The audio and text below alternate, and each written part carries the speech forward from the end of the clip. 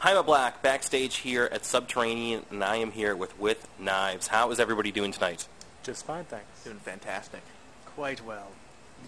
You guys have been on a run of dates as of late. How have those been going? They've gone surprisingly well, I think, for our first run, you know.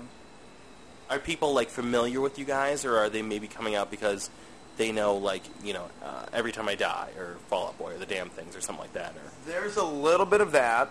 Once in a while I get people who have heard some of the stuff that we recorded, but mostly just playing to people who have no idea who we are, and it's rad because the response at the end is, like, pleasantly surprised. We usually, like, we've ended up being kind of in a good way, the sore thumb on the bills, like, you know, playing with all these, like, really heavy kind of metal-y kind of bands, and we're not a metal band, so it's kind of like a breath of fresh air ends up being, which is cool. It's been really it's been awesome. Sweet, man. Well, you guys, you know, this band with Knives, it's relatively new. How long has this been going on? Like, kind of take us back to, you know, have you guys been around for maybe like 6 months, or does this date back kind of much farther back than that? You want me to answer that again? You can answer that. Okay. Sorry. Yeah. I just have it all mapped out. Well, Josh and I started working on this while Josh and I were both playing in The Damned Things together. He had actually started what was called With Knives on his own. It was just these really cool, interesting instrumental tunes he'd been recording and posting on like a SoundCloud, and I had on my own heard them, and I told Josh one day, I was like, these are really, really cool. I really like them. Just, you know, you should do something with them. And then a couple days later, he's like, you want to do this with me? And I was really excited, and I think I got, like, overzealous and started, like, writing a ton of stuff, and we just kind of started working on it. So, I mean, and once The Damned Things we did our last tour in Australia, and then I got married. And then after that, we sat down, and we were like, we got to write a bunch of stuff all the way through. We need to go record something. We got to do this. We just need to, like, take the initiative. So we wrote, like, probably a record's worth of stuff, and then we decided, let's not make a record, let's make an EP.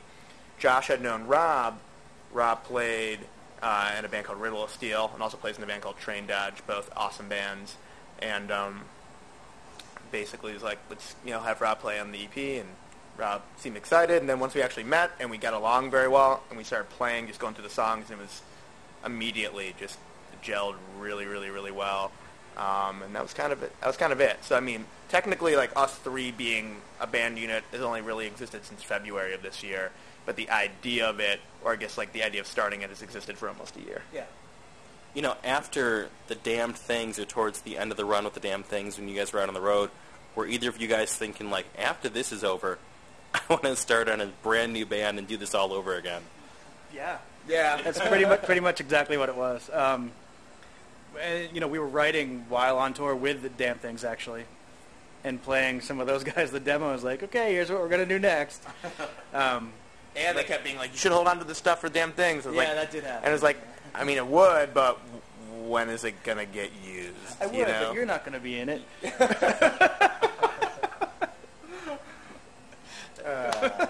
You know, Joe, I read a really interesting kind of editorial thing that you wrote for Rock Sound, which is a UK rock magazine that we don't have here in the States.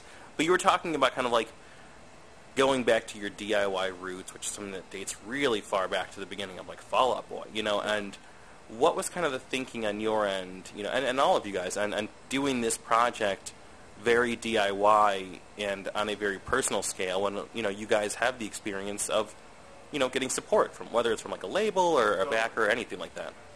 Well, we knew we weren't going to be able to have that if we did a DIY, so we knew pretty much we're going to be funding things out of our own pocket, which that's the way I've, you know, done other bands, so it's not really, like, that crazy. We know what to expect. That's the nice thing about having the experience of doing things ourselves, is that's what's going to happen, and people aren't going to immediately know what's going on. It's going to it takes a lot longer for things to catch on.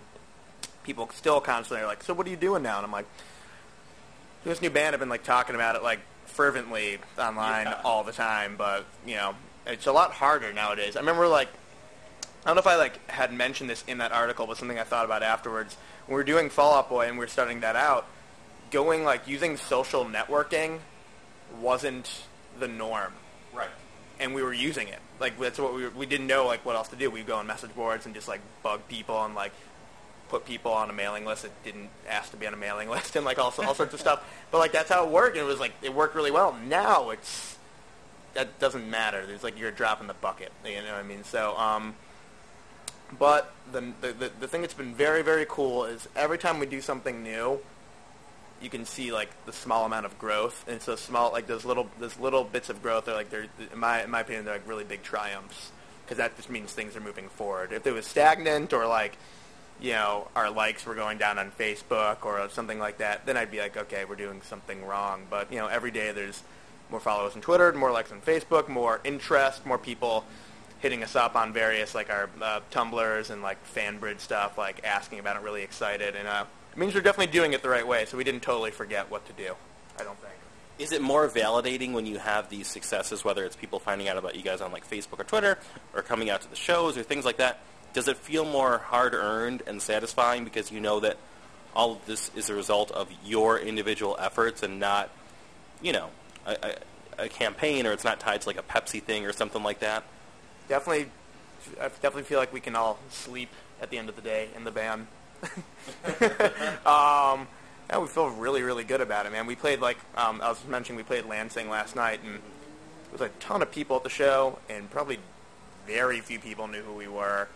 And I would say maybe 10 people knew who we were before we played. And then probably, you know, I don't know how many people there. You know, 70, 80, you know. It's like, it's a nice little crowd for us, and they were all digging on it, and, you know, it was very cool afterwards that we actually made an impression on people, and that's the kind of stuff that, like, we get really, really excited and very drunk afterwards. Has it made things easier or harder overall doing this kind of a DIY way? Or, you know, like, what are some of the advantages of taking things in this approach? Well, one thing is I think you can grow totally organically as a band. The only real vested interest so far is the three of us. Like, you know, we're the only ones that really care about the product right now because we're the only ones putting it out. So I think especially at the beginning of a band, it's a really important stage where, you know, you don't want to put the cart before the horse. You really want to grow it kind of from the ground up the right way. And then if anything happens from there, that's great. But if you do it this way, at least we know we're in control of everything, you know. Yeah. I think that that's really kind of a byproduct of where things are going overall and, like, the media and entertainment kind of, like, climate. You know, you look at Louis C.K., who has taken his career in a big way into, like, this very DIY space, and it's having huge returns for him. So he does everything himself. Yeah. Writes, directs, stars in his own show, directed his own special, put up on his own website, sold it himself. Incredible. I mean, it's awesome. like, it's incredibly inspirational. Yeah. It's pretty punk rock. It is really punk rock. Better term. It is. I mean, I've seen other people. Even I was reading an article about him in Rolling Stone, and they, like, I think refer to it as, like, punk rock ethos. You know, I think it is because there is no, like, you know, you could still make, like, we could go make, like, an Uber pop record and do it this way, and still it's not going to, like, do anything for us the way we're doing it. Not without all, like, the suits and the people, like, who really know how to.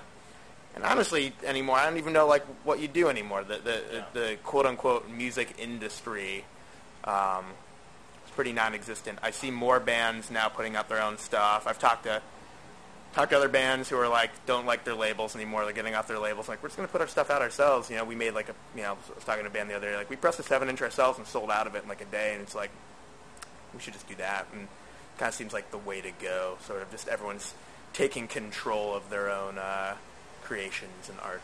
Yeah, I was just at a festival that we had here in Chicago a week or two ago, Spring Awakening, and it was a big, like, EDM festival, and I was talking to one of the DJs when the mic was off, and they were talking about how they were going with new management, but another DJ friend of theirs doesn't have any management or anything like that, and without any representation, he's making way more money than his peers who have people looking out for them, which is crazy. I mean, it's definitely crazy. You may miss out on opportunities. I mean, like, not having people hopefully fighting tooth and nail for you and having, like, certain kind of connections and stuff. But I think overall, if you can make really cool art and you can be in control of it and do it genuinely and not have 5 middlemen separating, you know, you from your end goal, definitely, I mean, financially it can be more lucrative, but that's not even really our goal or now. That's a thing. Like playing rock music, especially in this day and age, it's always been this way. If you're starting a new band and you're like, man, I'm going to make a lot of money, then you're an good luck. You're like an asshole. You really are. Like you're an idiot, and you should like just hang it up. I mean, it's great if you start making money. Like a lofty goal for us would be like if we could go around like play most places in the U.S. and draw like 100 people. Yeah, I think artists are just looking in some ways to just be able to sustain it, rather than like get a new garage or get a swimming pool in the backyard. I mean, you can like do a rock band, like an indie band or whatever, and you can like make it your job if you run it really smart and you like garner like a little bit of a fan base and you just kind of run a tight ship. I mean, it's possible. You may not like make a ton of money, but you pay your bills, like meet your month-to-month stuff, and that's enough of an incentive to go do it. Now talk about the EP. I feel like I'm going to say the title wrong. Josh, you want to say it? It's Schadenfreude. There we go. That's what I was going to say. Schadenfreude. Yeah. What has the response been like from people who have been able to hear that? Because it's been out like a couple weeks, a month, something like that. Yeah, like a month or two, like not very long. It's been pretty positive. Again, the way we're doing it is feel douchey saying DIY, but it's very like we're doing it all on our own. So we didn't like send it out to a bunch of people. We didn't go through any regular channels. Just like put it up online one day. The response has been slowly growing, which is excellent, and it's been very positive, and people seem to really like it and seem to respond to the fact that it doesn't sound like Fall Out Boy, Every Time I Die, or Damn Things, or Brutal Steel, or Train Dodger. It doesn't sound like any of our other bands. It just sounds like it's its own thing, and people seem to dig it, and that's really all you can ask for. Well, that was something else I wanted to ask you about, too. Are you still experiencing people who are coming up to you confused, being like, Damn Things or With Knives sounds nothing like Fall Out Boy? Are people, and it doesn't sound like Any Time I Die. Like, are people still confused, or have you been fortunate to find fans who are, like, accepting, you guys trying to do different things and branch out? I think there's always going to be fans that hope it sounds like this thing that they already know and are comfortable with. And then when it doesn't, there's going to be some that are disappointed. That's just how it's going to go. But for the most part, I've been pleasantly surprised with how open people have been to hearing this music they're not really familiar with, because it's not like, it's not exactly like what we've done. So I think people have been really, the ones that I've talked to at least, have been open towards hearing something different from us. What's happening next for the band? You guys are out on some dates right now, and the EP is out. What can we look forward to with Knives? The three of us, because, again, the EP was, I'd say, like, written by Josh and I, and then we brought in Rob to come play. Now that we have this band unit, three of us have been, like, listening to a bunch of demos lately, and we're even been trying out, like, a new song on this run, and so we've been talking about recording a full length, which is something we do need to do. Yeah. So we'd like to do that and just tour some more. It would be nice to get on, to eventually maybe get on, like, some other bands' tours. But, probably if that doesn't happen anytime soon, we'll set up another tour ourselves, maybe, like, do West Coast and, like, more mountain zone territories and stuff, such as the Appalachian Mountains, such as the Andes, such as the Himalayas. A lot of mountains. Mountain tour. Mountain tour. Helicopter, in and out. Just crampons and helicopters. Oxygen machine. Sherpas. Yeah, the Sherpas. Dude, I've hired so many Sherpas in my time. I have a lot of good connections. Individual donks? Yeah. That's great. Yeah. But, yeah, so, it's basically just what any band should do. Record more music, release more music, and play live. It's pretty boring, but it's...